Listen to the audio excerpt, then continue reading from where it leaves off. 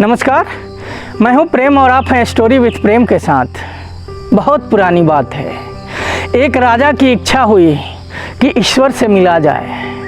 वह अपने मंत्रियों, अपने सहयोगियों संग वह निकल पड़ा। दोस्तों, वह सभी दिशाओं में गया, चारों तरफ उसने ईश्वर की खोज की, लेकिन उसे ईश्वर से भेंट नहीं हुई। उसने घोषणा कर दी कि जो भी व्यक्ति संसार में मुझे ईश्वर से मिलाएगा, मुझे ईश्वर का दर्शन कराएगा, मैं आधा राज उसे सौंप दूंगा। लेकिन फिर भी किसी ने उसे ईश्वर का दर्शन नहीं कराया। राजा परेशान हो उठा। राजा को समझ में नहीं आ रहा था कि आखिर मैं करूं क्या। देखते देखते वह बीमार हो गया, मरणासन की स्थिति आ गई। वह बेड पर पड़ा था। तभी दोस्तों, एक दिन एक साधु आया। साधु ने कहा कि हे राजन, मैं आपको ईश्वर से मिलाऊंगा। राजा को आश्चर्य हुआ, भला मैं इतने सालों से, इतने वर्षों से जिस ईश्वर की खोज कर रहा था, जिस ईश्वर की चाहत में मैंने पता नहीं कितनी रातें काटी, कितने दिन बिताए भूखे प्यासे, फिर भी ईश्वर का दर्शन नहीं हुआ। लेकिन फिर भी तुम यह कह रहे हो कि मुझे ईश्वर का दर्शन करा दोगे। साधु ने कहा कि हाँ, मैं ईश्वर का दर्शन करा दूंगा।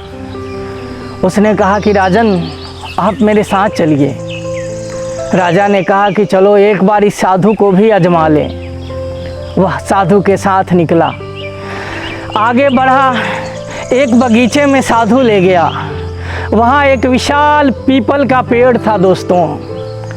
उस पेड़ की छांव में कुछ लोग आराम कर रहे थे, कुछ पशु बंधे थे, पेड़ पर चिड़ियाँ थी।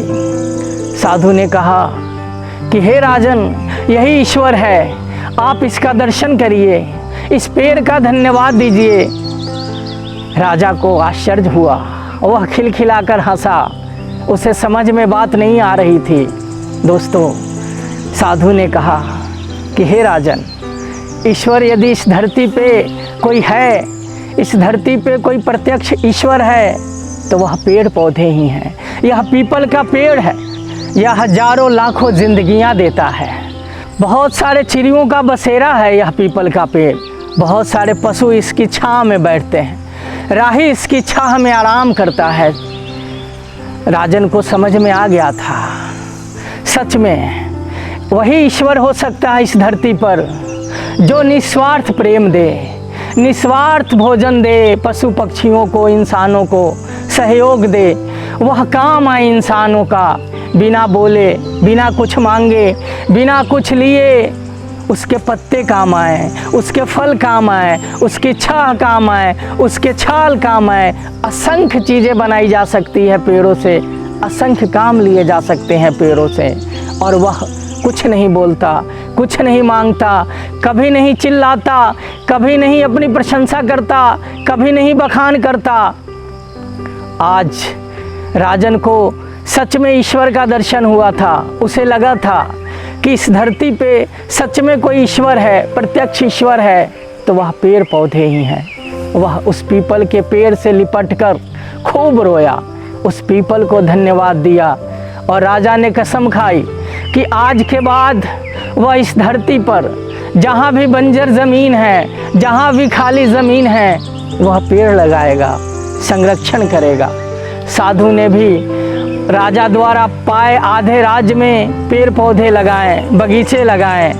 दोस्तों, राजा और साधु की कहानी से हमें सीख मिलती है कि हमें ईश्वर की खोज के लिए बहुत दूर नहीं जाना है। आसपास के पेड़ पौधे ही हमें प्रत्यक्ष ईश्वर का दर्शन करा देते हैं। इसलिए आज के इस जलवायु परिवर्तन के दौर में, इस बदलते मौसम में, इस कोरोना काल में आप एक पेड़ ज़रूर लगाइए, संरक्षण करिए उसका, लोगों को प्रोत्साहित करिए।